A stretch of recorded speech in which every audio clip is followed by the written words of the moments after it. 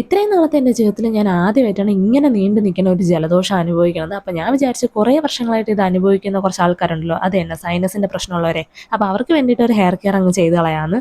അപ്പോൾ എന്തായാലും hi hello, this is ഓയിലി here and welcome back to our channel. ഇന്നത്തെ ഹെയർ പാക്ക് ഇട്ട് കഴിഞ്ഞാൽ ഉടനെ വർഷങ്ങളായിട്ട് നീണ്ടിരിക്കുന്ന സൈനസ് മാറുമെന്നോ അല്ലെങ്കിൽ നീർക്കെട്ട് മാറുമെന്നോ ഒന്നും അല്ല കേട്ടോ.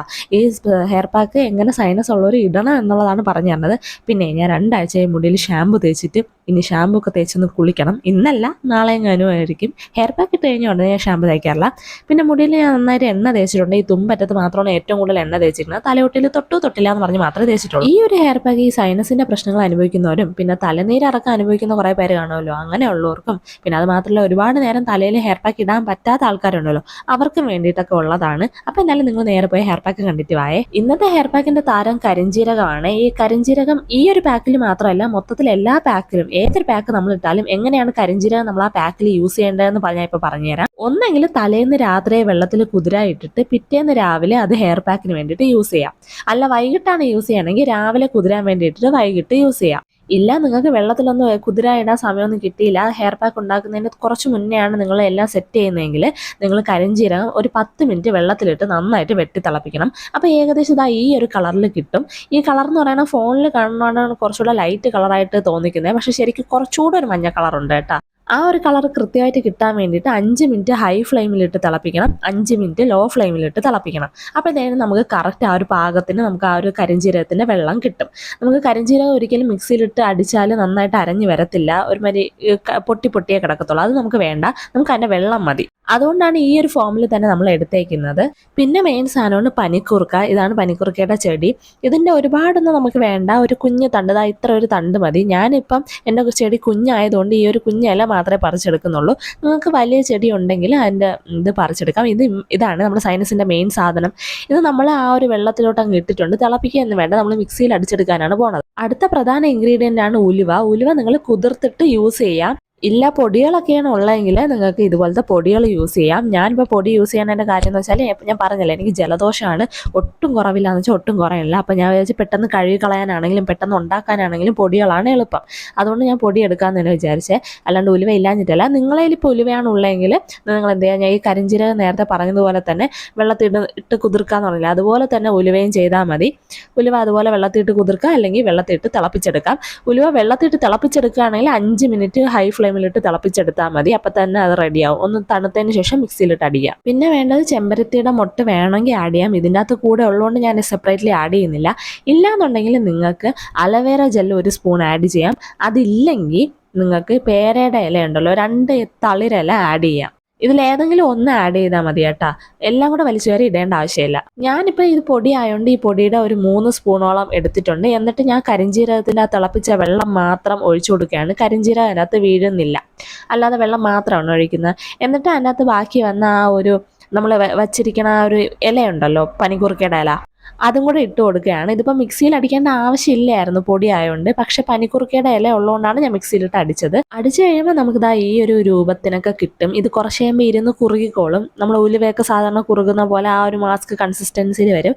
മുടി എന്തായാലും ഞാൻ ജസ്റ്റ് ഒന്ന് ചീകി ഉടക്കറുത്തിട്ട് ഞാനിങ്ങനെ 2 സൈഡ് വകഞ്ഞ് കെട്ടി വെച്ചിട്ടാണ് ഹെയർ പാക്ക് ഇടുന്നത്. നിങ്ങൾ എൻ്റെ മെത്തേഡ് പോലെയാണ് ഹെയർ പാക്ക് ഇടുന്നതെങ്കിൽ ഇതുപോലെ കെട്ടി വയ്ക്കുമ്പോൾ ശ്രദ്ധിച്ച് കെട്ടി വയ്ക്കുക. ഈക്വലായിട്ട് തന്നെ പാർട്ടീഷൻ എടുക്കണം. അതിൽ അങ്ങോട്ടും ഇങ്ങോട്ടും മുടി ഇങ്ങനെ ഉടക്കായി പോകാൻ പാടില്ല. അങ്ങനെയാണെങ്കിൽ നമ്മൾ ഇതുപോലെ ഹെയർ പാക്ക് ഇടുന്ന സമയത്ത് മുടി ഉടക്കായിട്ട് പൊട്ടിപ്പോകാനുള്ള ചാൻസ് കൂടുതലാണ്. അതുകൊണ്ട് ഈക്വൽ പാർട്ടീഷൻ എടുത്തിട്ട് ഇതുപോലെ മുകളിൽ ഇങ്ങനെ മുടി കെട്ടി വെച്ചാൽ മതി. അപ്പോൾ നമുക്ക് ഓരോ സൈഡിലും മുടിയിൽ ഹെയർ പാക്ക് ഇടാൻ എളുപ്പമായിരിക്കും.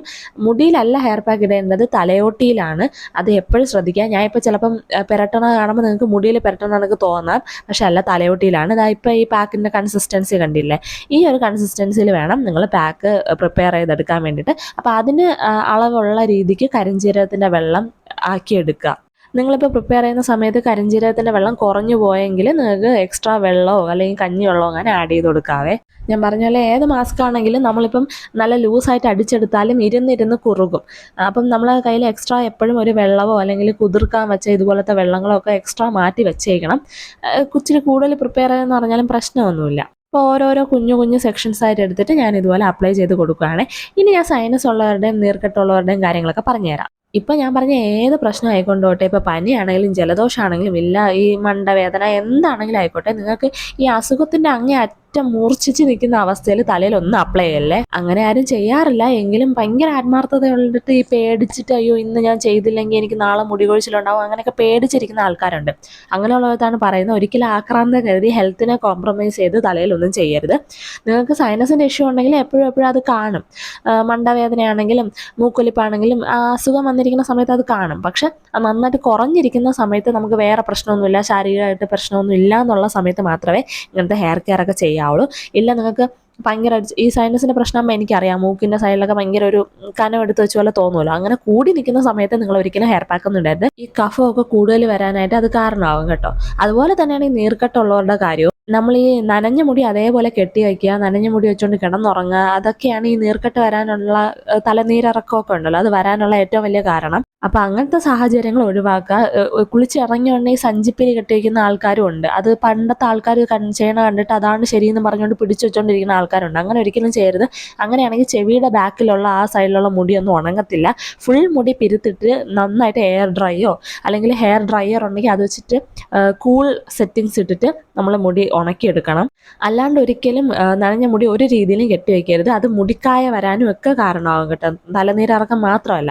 അതുകൊണ്ട് മുടി നന്നായിട്ട് ഉണക്കിയെടുത്തിട്ടേ കിടന്നുറങ്ങാനും ഒക്കെ പാടുള്ളൂ. പിന്നെ നീർക്കെട്ട് വന്ന് ഈ വേദനിച്ചിരിക്കുന്ന സമയത്ത് നിങ്ങൾ ഹെയർ കെയർ ചെയ്യരുത്. പിന്നെ പനിയും ജലദോഷവും ഉള്ള സമയത്ത് ഹെയർ മാസ്കിൻ്റെ സൈഡിൽ കൂടെ പോലും പോകരുത്. അത് നന്നായിട്ട് ശ്രദ്ധിക്കണം. ഇനി സൈനസും ഈ തലനീരിറക്കം ഒക്കെ ഉള്ളവർ എന്ത് ചെയ്യണം എന്നുള്ളത് ഞാൻ ഇപ്പോൾ പറഞ്ഞുതരാം.